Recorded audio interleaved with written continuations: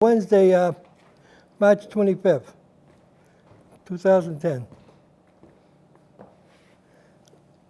All right, let's figure out what we're gonna do here. Okay, Ed. Okay, let's start with your service history. My service history. Yeah, what branch of service you were in, talk a little bit about that. Talk about the place you entered, the date you entered, and Sure. go from there. Let's see, I was drafted back in 1968 into the United States Army. And rather than just go with the draft, I signed up for an extra year so I could get a military school. And they sent me to school for, 9 months or so for instrument repair. Anyway, I went in Boston at the Boston, I call it the abduction station. And I went to Fort Dix, New Jersey, went to my basic at Fort Dix, and then went to Fort Gordon, Georgia, where I went to the school and get my training in electronics. It was like electronic instrument repair, so I came out of there, I could probably fix just about anything the military had as far as electronics go. You know, my training was just broad enough where I had a sense of what was going on, so I could jump at anything. From there, I went to Vietnam. Let's see, that was the spring of 1969. I was drafted right after this 1968 Tet Offensive in Vietnam. So I was going into Vietnam in 1969. I think it was May of 1969 I went there. And I was assigned to a group in Cam Bay. Unbeknownst to me, they were handpicking people out that had the same job skills I had. And we were going into a special intelligence unit they were using to set up ground sensors they were using, ground sensors and air deployable sensors they were using to monitor the Ho Chi Minh Trail in troop traffic and supply traffic coming in from the north to the south. And it was a lot more complicated than that. We were providing support for the air war, basically. The stuff we were putting out in the field was being used to coordinate airstrikes against troop movements and supply movements in the field. And it's amazing. The stuff that's being used today in warfare was probably developed there and just before there. And I see a lot of the stuff going on today in warfare that I know came out of there because of personal experience. I mean, just the surveillance devices that we used over there. The stuff you go through in the stores, the magnetic detection they have at the airports and everything, at the airports and stores for, aid in discovering pilferage. That all came out of what we were doing over there. Anyway, what I was working on was a defense project over there. I came back to the States and I wound up working on the same thing down in Texas for a while with an intelligence battalion. I was attached to a signal company in Vietnam. And Cameron was right in the ocean, right in the South China Sea. And I was waiting for a month for a security clearance. And during that time, I think I wrote home and asked for a surfboard. And people thought I went off the deep end. And it was like South China Sea, It was interesting. Growing up in Leominster, you grew up in Leominster? I grew up in Fitchburg. I graduated from St. Bernard's High School. And, rather than go to college right away, I decided when I get out I was going to wait a year or so. And that was kind of a mistake because that's when I got hit with the draft. The draft was going hot and heavy back then, and I couldn't slip out of it. and get any kind of deferment. My father didn't want me to go in. He especially didn't want me to go to Vietnam. Anyway, I went in, and I was probably the only person, well, I know one other person in Fitchburg I grew up with that went over there, and he died. His name was Earl Tyree. And he was I used to play with him when I was a little kid. Other than that, at the time, I really didn't know many veterans from Vietnam or many people that were going over there to serve. Everybody was trying to get out of it. And rightfully so, because, I don't think the thing was totally justified at all. So we went over there under for really false pretenses. And even Robert McNamara admitted in his book before he passed away that we were ill-informed when we went over there. Anyway, I survived it. And I don't know, I could talk to you about military experience. And Yeah, I want to talk a little bit more about, like, almost like the atmosphere in Fitchburg at that time. You're talking 1960, what year did you graduate from high school?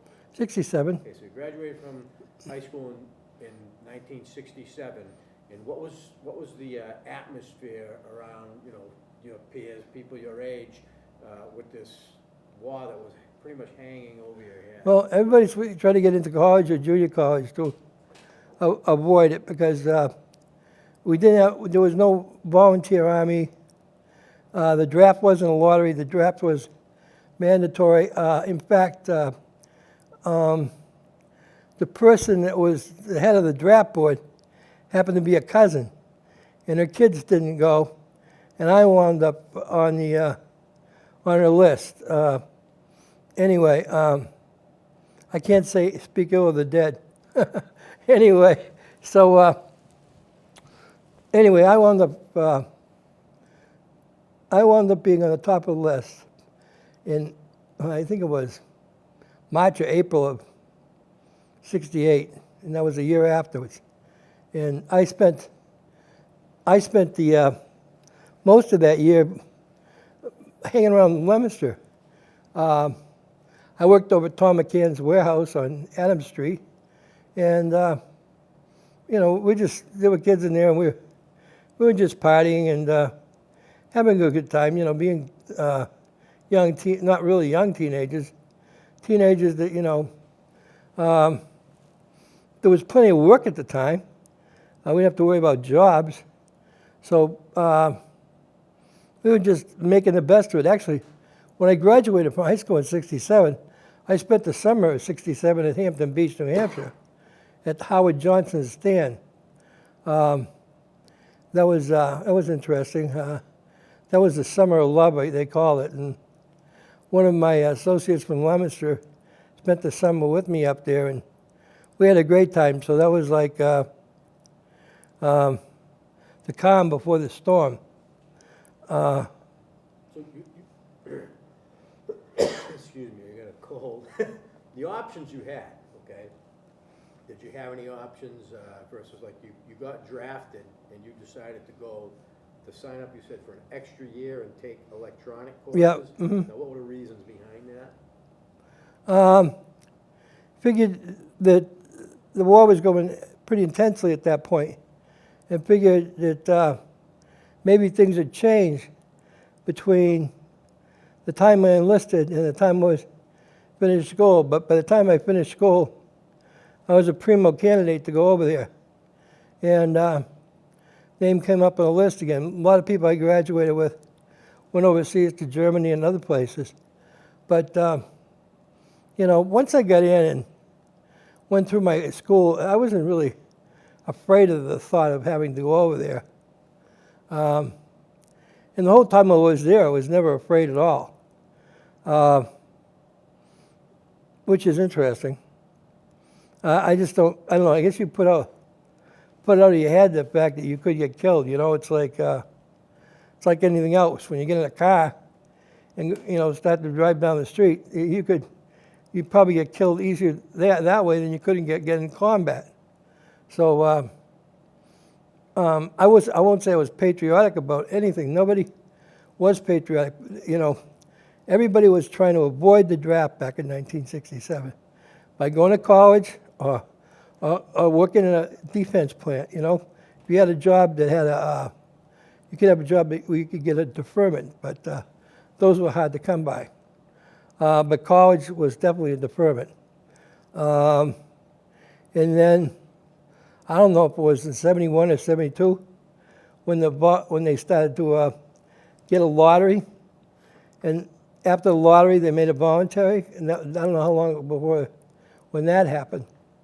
But that's a good thing in a way, but I can't see, the way it's set up now is all these kids, I won't say kids, people, they volunteer to go, and it's like it's because they got a job, or they need the income or whatever. So it's they pick it out as a career right now. Some except for the people that are in the National Guard and the Army Reserve, more so maybe the Reserve. The Reserve is a career. The National Guard, I don't think any of them ever thought they'd be deployed. I've got friends that spent time in Guantanamo Bay, and wasn't too pleasant a place to go when Bush had his prisons going there. I guess we still got one there. But like I say, the choices were a deferment for college, or you could get rated 4F on a draft, which means you're unfit for military service. And I don't know, I'm glad it's over with. Hi, Tony. We're using the high def camera here. Okay, you want to jump on? Yeah. Cool. All right. And there's really not much you can do, maybe get a little closer to them. Why don't you shut that door to us?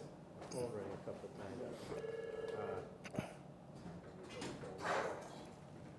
You talked about going in under false pretenses. You want to expound a little bit on that? Did you know that before you went in, that you were going in there under false pretenses, like McNamara talked about in his book before he died? Or was that kind of like something that you learned while you were there, or you learned when you got back? I think most of us learned it when we got back. When I got back, I was very active with the Vietnam Veterans Against the War. And through my experience there and just interfacing with other veterans, we figured out that the Gulf of Tonkin was just staged. It was staged by us to get us into it. The patrol boats were our patrol boats that were harassing people on the shores, and that provoked an incident.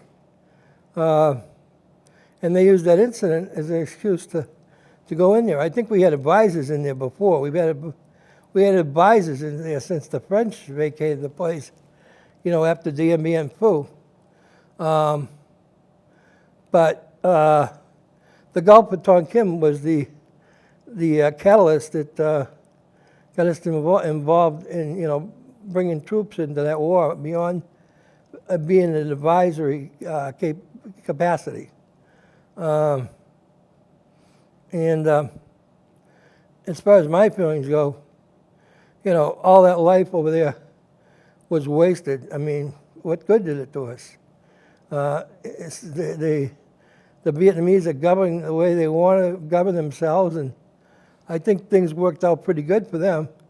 And, Ho Chi Minh, he was a very wise man. He was educated here and at Harvard, and, he just wanted freedom for his people. And, the whole thing was like, here they were. The foreign policy was they were worried about dominoes falling and the fact that that land would become totally communist and part of, Red China's domain. And I don't really see that over there now. It's they've got an economy that's probably just as good as any other economy in the world right now. And the Vietnamese people, always productive people. I liked them when I was there. So, How about a little like, you were there a little bit, at the point 1968, how old was I? 12. So, you had a few more years of wisdom on me.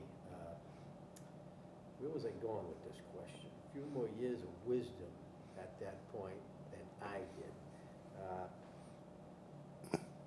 We went into Vietnam, and did we go into any other neighboring countries, and what were the reasons why? And at the point where I heard we were going into Cambodia, that back here in the United States, we weren't in Cambodia, from what the media was saying. You want to talk a little bit about that? yeah, sure. I in my job working in intelligence, I had the job of going into both Laos and Cambodia on a couple of occasions. And what was going on in Laos and Cambodia, they didn't want the American people to know about. Because they started conducting a bombing campaign over there, where they're doing like saturation bombing of the whole terrain. Like we tried, ground sensors over there to monitor troop movements and stuff for a while, but things were so heavy, and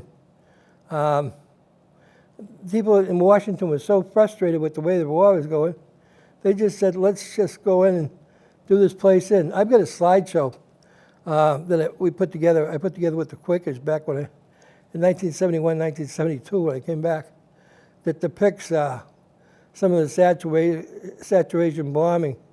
And you see this place, and it looks like craters on the moon, because the bombing was so intense. 5,000, 10,000 bombs just carpeting the whole place. And they didn't care about civilians or anything else. It's just destroy what you had to destroy.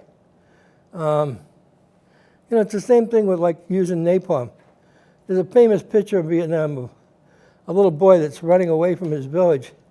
It's on fire from napalm. I think the picture won a Pulitzer Prize many years ago. We use napalm in Fallujah. I was just on the net this morning reading about, they use MX-77, which is a form of phosphorus. Napalm is designed so when it comes down on you, it burns you twice. It burns you when it burns you, and you jump in the water, and it burns you again. So, we're in a theater where all this stuff was being used. And the group I was working with this air war stuff was putting anti-personnel mines down from jets, People never saw us. It's like in Iraq or Afghanistan right now, they're using drone-type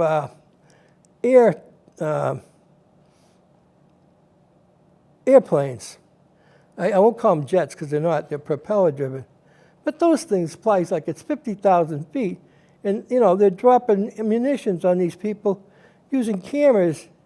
And, this stuff is really sterile. I thought the stuff we were using in Vietnam was sterile because, you didn't have to be there to deliver your package to these people that was going to kill them. I mean, they had troops in there.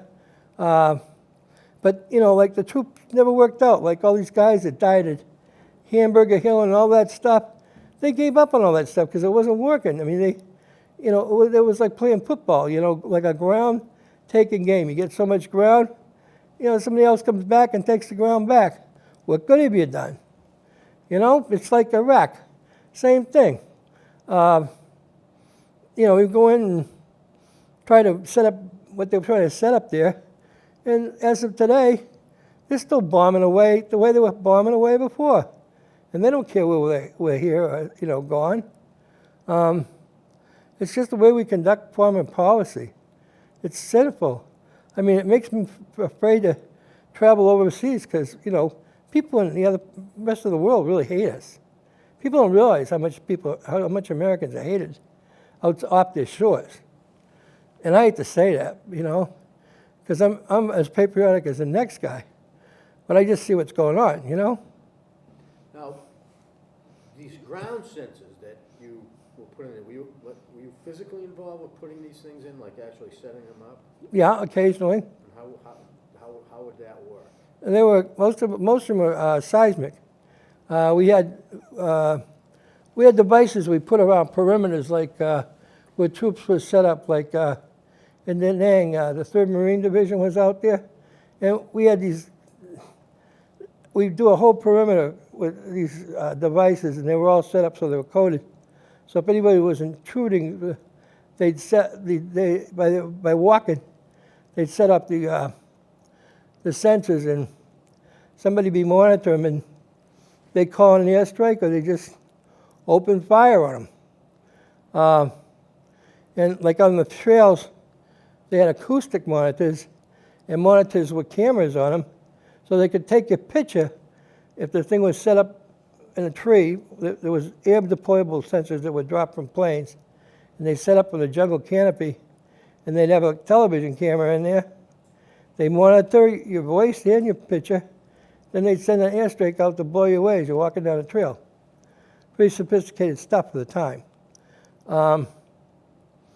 But like I say, it's pretty impersonal too. Hard to tell friend or foe too, unless you caught the language. To see a person out there was always a question of, are we hitting friend or foe? You know? Now, did you learn any of the language yourself? Or? Not much, just enough to get by. Give me a few words. The most important one is Didi Mao. That's to get out of here real quick. Something bad's going to happen. I learned enough to converse with my house girl a little bit. And that's mainly the contact I had with the Vietnamese people. It was just people that working for us in the compound. And then again, they were there during the day, but we didn't know if they were coming back in at night wearing black pajamas. So you always had to watch your back. And being in the larger areas, Cameron had an Army base, a Navy station, and an Air Force base. It was a big area. They bombed one of the hospitals one night there. There was the Air Force had a place where they had a ward where people were recovering from combat injuries. They didn't do what they do now, ship them out, you know, away from country, unless they were really bad off, and then they shipped them out. And you know, I had some duties that were kind of pleasant in Vietnam too. One of the jobs I had while I was waiting for my clearance to come through, and I kept the job once I get my regular job, I used to run rations for the company, which means I used to be able to control most of the food that was coming into the mess hall of the company. So that meant I got a first choice of the steaks and that kind of stuff. And, you know, that's kind of like a racket type thing. You know, you see movies like Catch-22 where people do that kind of stuff, and it does go on. But not on a large scale. And, like, I was assigned to a signal company, so we had access to all kinds of entertainment coming through. Movies at night, you know. We worked 12-hour days, though, in a depot in Vietnam, getting the sensing devices ready to go out to the field and be used. What about downtime, R&R? Well, we were right on the South China Sea, so you could go swimming there. You just had to be careful of the barracuda and the sharks. But you didn't really worry about that. You didn't even think about that. I think I had one friend who had about a week left to go. We had a company party, and he disappeared in the water. We don't know what happened to him. We had a chopper come in and did a search, and, you know, it didn't take long for us to notice he was missing. But we're wondering if, sharks got him or something like that. But, just didn't know what happened to him. His name was Kim Jones. And he's one of the people I remember. The other guy I remember is the guy who was the chief chef in the company, Dominic Russo, Italian guy from Syracuse, New York. He's the only guy I ever saw running a kitchen that would ever try to pawn off liver or steak to the troops. And he tried it once, and he had a reputation after that. But he had a funny tattoo. He had a pair of lips tattooed on his left buttock, and we always got a kick out of that. Not that we were looking very much, but we saw it. Did you make any good friends over there? Yeah, I had some good friends who I went to school with in the States, who I wound up being there overseas with in my company, actually, because we all were the same set of skills. I haven't seen him for a long time. We came back to the States, and we wound up together again for a while. One of the guys was from St. Louis, Missouri, and the other guy was from Tampa, Florida. And yeah, they were good friends. I had interesting experience when I got back too. One of the places I worked with these guys was, I worked in West Fort Hood, Texas. Fort Hood, Texas is a major staging area for all the armor and stuff that goes over to Iraq. Anyway, West Fort Hood, Texas, as I found out just a couple of years ago, we worked underground, and all these pillbox type things that had really weird-looking doors and bunker-style things. Come to find out, 2 years ago, this place was called Camp Baker. It was the first staging area where they put together nuclear warheads. Yeah. And you look it up on the internet, it'll come up big time. And I always knew there was something strange about the place. You go a mile underground, and there were these vaults, like vaults from safes, doors anyway, and you walked in, and there were places where they had the arming mechanisms for these weapons, and they used to put these things together in these underground galleys, bring them to the surface, and load them on B-52s down the road at Gray Army Air Base, which is still there. They load C-5As with tanks and whatnot going over to Mideast. Other than the fact, they do it around here too, Westover. Tony, any questions? No, kind of just came in the middle of it, so. How's it sound, okay? Yeah, Okay, sounds good. Looks Because good. I only monitored when he started. Okay, so when you got back, okay, how long were you in the service while you were back, and then what did you do after that? Okay, I was in the service for about a year when I got back. I was, let's see, I was stationed like at West Fort Hood, Texas at this place. When I get out, I came back here. I got married, and I was out of work for a year. Then my old warrant officer from Vietnam, I wound up working for H.H. Scott down in Maynard there.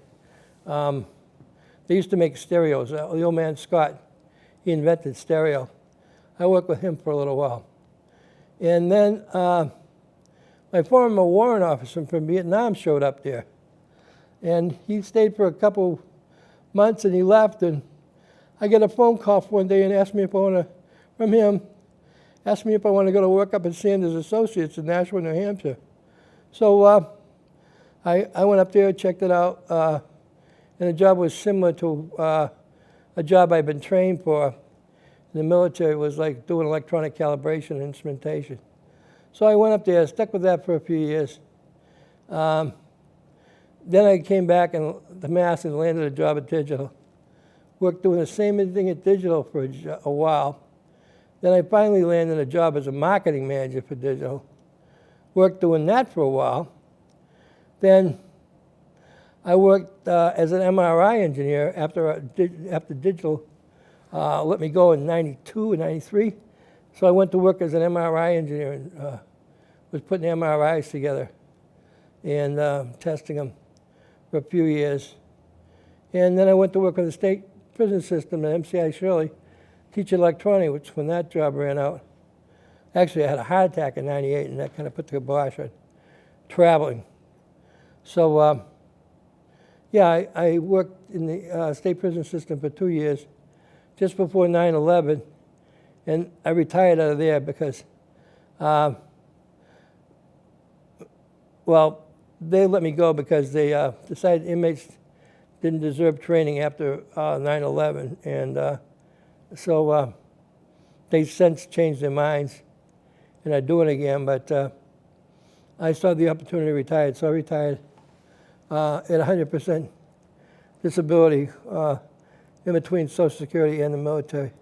Service-related Agent Orange. Everybody I was with was exposed to Agent Orange, and I pursued the fact because I've got, adult onset diabetes.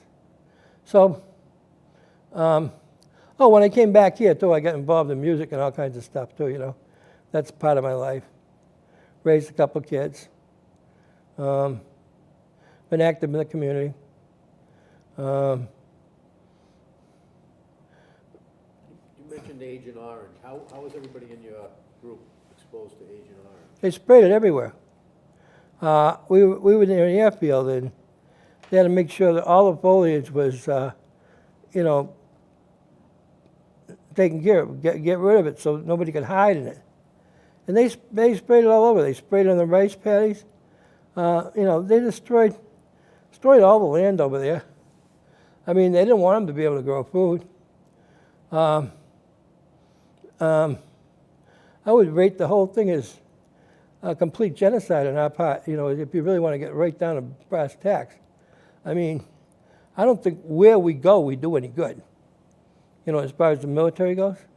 They like to make you think we're doing some good, but the only good that we're doing is lining people's pockets from the military-industrial complex, because they run the whole show, and the only thing they do is care about lining their pockets. Anything else is not important. Now, you read a lot about that today, the military-industrial complex. Eisenhower warned about it in one of his speeches.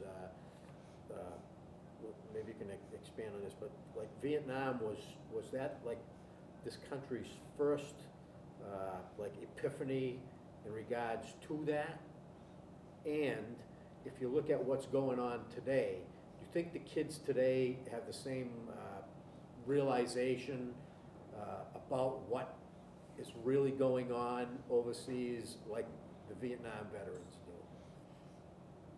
do? Well, I know all Vietnam veterans, have the same awareness that I do. And I don't know, I think people just go with the flow and, don't question what they're doing as far as being over there and whatnot. I mean, the problem being over there is the stuff they're being, exposed to. I don't think anyone thinks about the depleted uranium that the kids are exposed to, adults are exposed to, because it's in the water supply over there, and the air, because we've just, had it, we've been using it for so long. I've seen wind charts of, India and like Australian stuff. That stuff blows all around the globe. And, no one seems to be concerned about it. I mean, they wonder, I saw a show last night, they wonder why the incidence of lung cancer is going up, among young people that don't smoke. And they said it's just skyrocketing. I mean, think about chemtrails and that kind of stuff. A lot of people don't believe in chemtrails. I see it every day. And, the Air Force said they wanted to control the skies a long time ago, and they do. I'm convinced that it's got to be related to them putting that stuff down, because that stuff goes down up in the stratosphere. How many planes can go up in the stratosphere other than our own Air Force tankers? Anyway, I'm not talking about conspiracy theories. I'm just saying this is the way it is. Somebody's lining their pockets. Let's go back to 1968. And let's put the head that you have on your shoulders on the kid that went over to Vietnam today. Would you have done anything different? I wouldn't have gone. When I got back from Vietnam back in '72, I went to Canada with a bunch of Vietnam veterans to a Trans-Canada Conference of Exiles, and we met with a bunch of people that exiled themselves up there. And I don't know, I own property in Canada right now. I mean, you know, if things get really bad, I'm ready to go up there, but they make it harder and harder to go.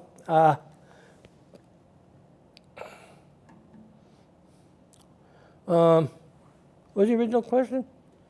Would you have done anything different? How much time we got left on that tape? Plenty of time, we got 27 minutes. Really? So how long have we been going, like 30-something? 35, 42. Cool. You know, your head on on the shoulders of the kid that went over there, what would you do different? You said you wouldn't have gone, and you were talking about you got property in Canada, so let's take a step back and say, what would you have done? Like, how would you have avoided it? What were your options? Well, there weren't many options, I don't think, for me, because I was just out of high school, and, you know, when you're just out of high school, you're not thinking too clearly. I mean, it's hard enough just to try to imagine going to college for 4 years or, you know, start on any kind of career path. Right now, I'd be totally confused because, I mean, I wouldn't tell, you know, any kid right now what to do as far as picking a career path. I mean, you could waste, you know, 4 years worth of time in college, you know, you get the education from college, but, you know, to be gainfully employed afterwards, that's another story. But I definitely would not go to Afghanistan or Iraq or volunteer for anything that this government's engaged in doing. So how did your, like, opinion of the government change, like, from when you were a little kid going to school, saying a Pledge of Allegiance, which you did every day, probably were even able to pray in class? Well, you went to St. Bernard, Yeah, right? mm-hmm. And then when you got back and as, you know, the years progressed, how did, you know, what changed?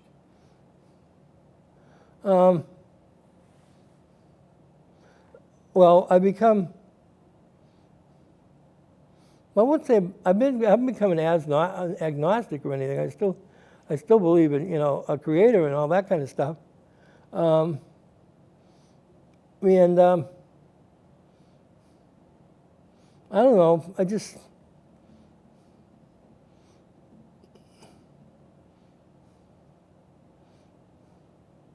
don't know. I'm still confused, you know. I just try to take one day at a time now, and that's all I can do. I mean, I've just been through heart surgery, and you know, I realize I'm mortal, and I'm just as mortal right now as I was back in 1968. And I don't want to say anything bad against anybody, but I just question. You know, I don't even know if it's our government, you know, anymore. It's hard to tell. It's hard to tell who's running things. Is it the banks? Is it the big companies? Or, you know, is it the supposed elite, what do they call them, the Bilderberg Group or something like that? A conspiracy series of the Rothschilds, all the people that control the money. Used to see pictures of coffins. You ever see anything like that when you were over there? Like, not the pictures, but actually, like, you know, dead people. Or... Yeah, I actually, for a month, while I was waiting for my clearance, I was loading body bags into steel coffins, and I don't talk to too many people about that. Just, you know, it was in Cameron, and it was like the morgue, and there was a lot of bodies coming up. And, you know, once they're in a body bag, you don't open the body bag, you know, it's set to go.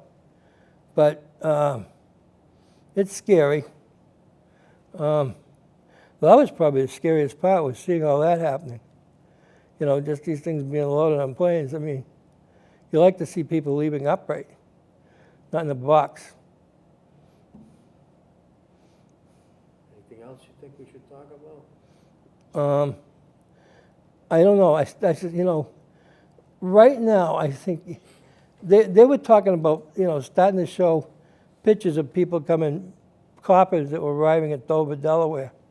I don't know if they've gone with that or they've ceased and desist with it. Remember how they had a policy of not doing it before? I think that was bad. And I personally don't think there's any heroes coming out of this war. I mean, people might call them heroes, but I mean,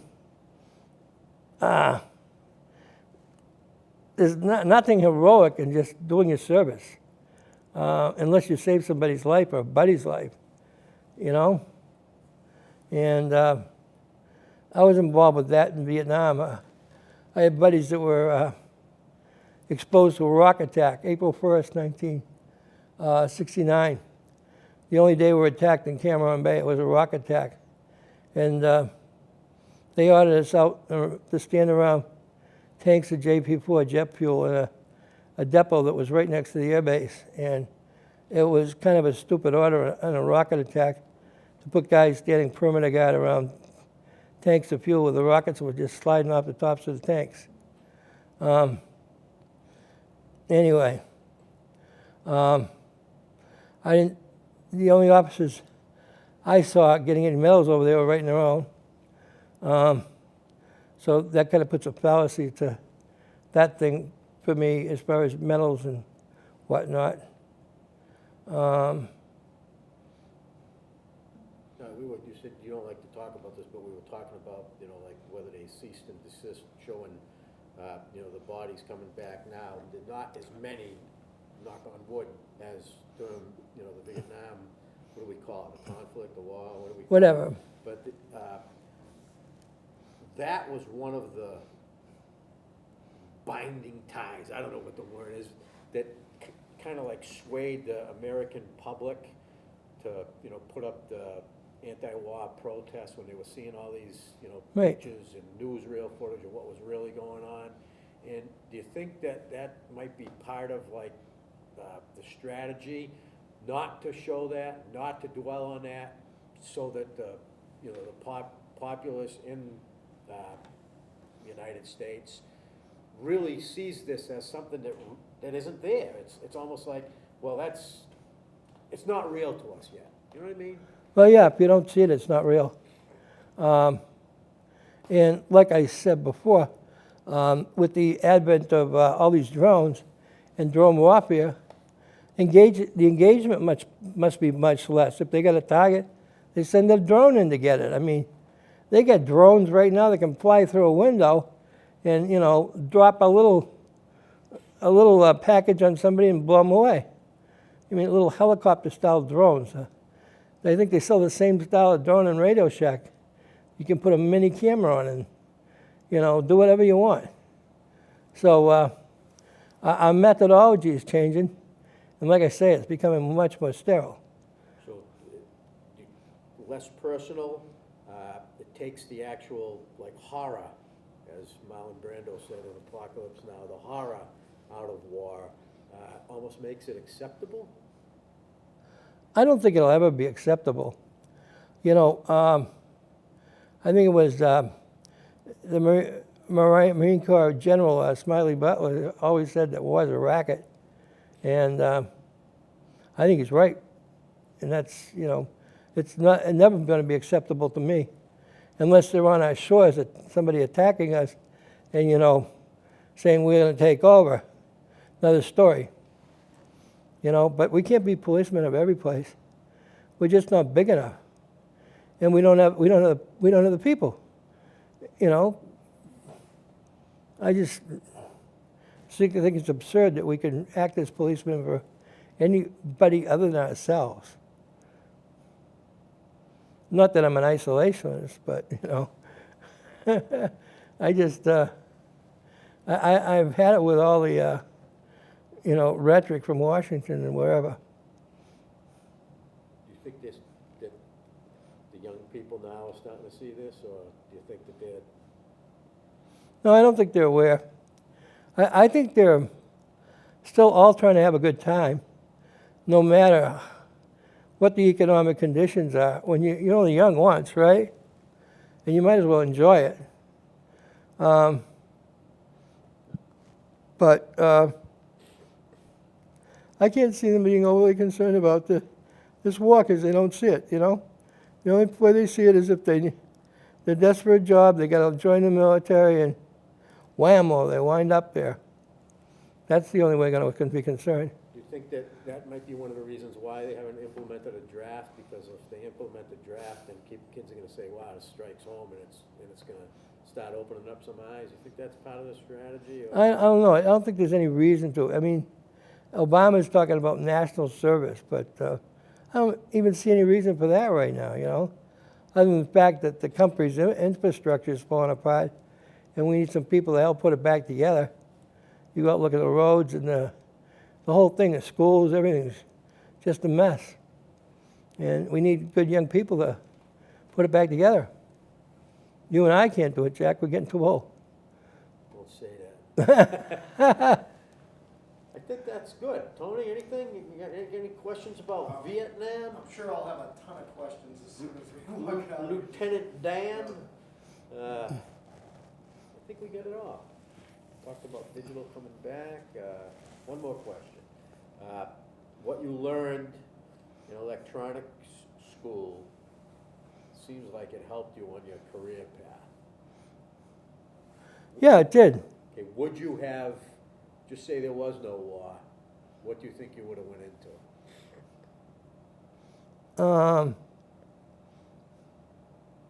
I don't know. I think I really like teaching. And I think I would have become a teacher.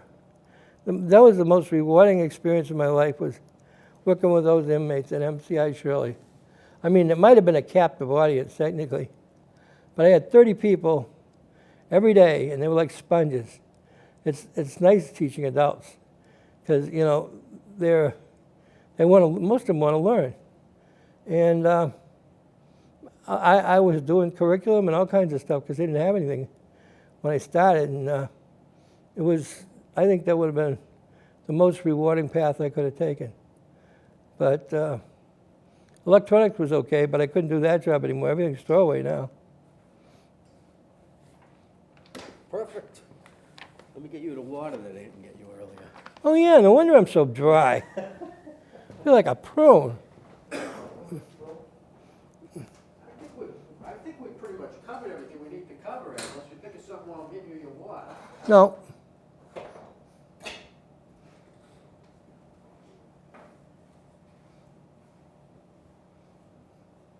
Yeah, it's pretty amazing I mean, I see friends of mine that go over to Iraq every day, and it's just like, my generation is so out of touch with everything that's going on. I could talk to you about General Singlab and the Iran-Contras and all, you know. How much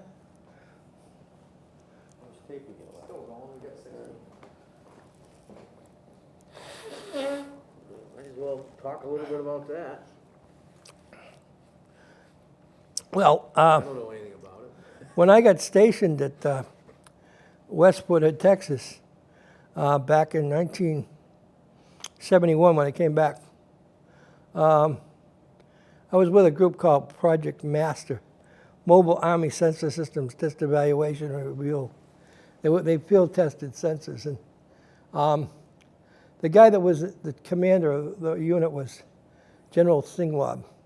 And he had close ties with Ollie North. And I don't know what was going on Westwood Hood, but I guess a lot of arms were being shipped down to Nicaragua. And I just, one day on TV, I saw Singlab's name mentioned with Ollie North. And I just said, oh, another connection here of places where I've been and people I've dealt with to a point in the military. When I got out and we were protesting the war, I did meet John Kerry. I sat on a panel with Dan Ellsberg. People probably don't remember Dan Ellsberg. Dan Ellsberg was the person that released the Pentagon Papers, and my interest was, it mentioned what I was working on in Vietnam, which was the McNamara Wall, which was the sensing devices they were using to monitor the troop movements. I also work with the American Friends Service Committee, and they developed a slideshow about the year war. And the slideshow is upstairs in the archives here. And going to do some work with that, I think, down the line, because I think it's got a written script, but I think I'm going to modify it a little bit and try to use it again once I get permission from the Friends. So there was the American Friends Service Committee that put that together, the Quakers. And they're still active in the anti-war movement, and they always have been. Good people. So, anyway, I've been involved with a lot of radicals. I wouldn't say I was a radical, I just happened to run into them all the time. The Berrigans and other people. The people probably don't even remember the names now, you know. There was a small collection of us that were hanging out in Ashby for a little while.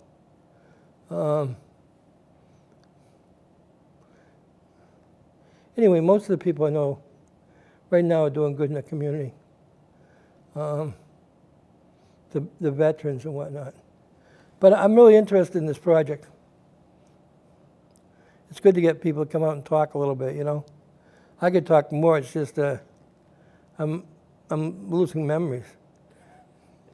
It's because you're getting old, Ed. Well, I can remember a lot better things that happened when I was small than things that happened 2 hours ago. I don't know. The Veterans Against the War, Yeah, what was that? still exists. Vietnam Veterans Against the War? Well, supposedly, Jane Fonda put up the seed money for it. And John Kerry became a spokesperson. He was never really that actively involved, other than the fact that he showed up when the medals were being tossed in front of the Capitol. All the veterans went down there and they tossed their medals over the fence at a protest back in, I don't know, 70, 71. I met John a couple of times back at the regional office. He did hang around, but, you know, like I said, it was something he used. Whether it helped him or didn't help him on his way to Washington. But that was a while ago. One more question, that's it. Vietnam Veterans Against the War, okay? How were you accepted when you first were involved versus how you're accepted or perceived that you're accepted, like, today? Well, when we were first involved, people were in shock. Veterans coming back from the war, protesting the war. They didn't understand it, you know? How could these guys that served be, you know, against it? But that was when the tide was turning on the war anyway. That was back in, I don't know, 72, 73. It really started to turn then. Right, especially after Kent State. That was it. Now, you know, people don't even question it anymore. I've got a hat I wear around, and, you know, I've had a few guys say something to me, vets coming back, you know, and I never make a snide remark. I just say, thanks for your service, you know, or Semper Fi to the Marines.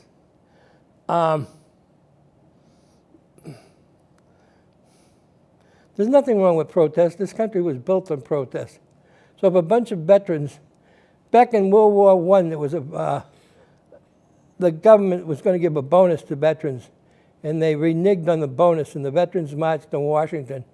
And I forget if it was FDR or whoever, took the military and called them up to quell the protest of the war bonus of these veterans in Washington. What happened that was famous.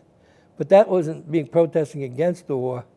But I mean, everybody in this country's got a voice. They should use this voice. That's That's what I fought for. That's what everybody's fighting for. And you know, you gotta get out there and keep your voice alive. That's it. That's it.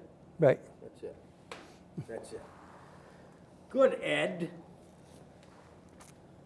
Relax. Tony, you all set? Cool. Yeah, I really like that filament wheel. Yeah, you watch the whole thing? Yeah, Mark did a good job of the audio, Yeah. the music. Yeah. Remember that kid was looking, I guess he had some music, but he didn't have any copyright. And Mark just did his regular thing, where he sat down and did it. I want to get a copy without your interview. You don't like my interview? I do like your interview. Except I was going to ship it out to the West Coast. No,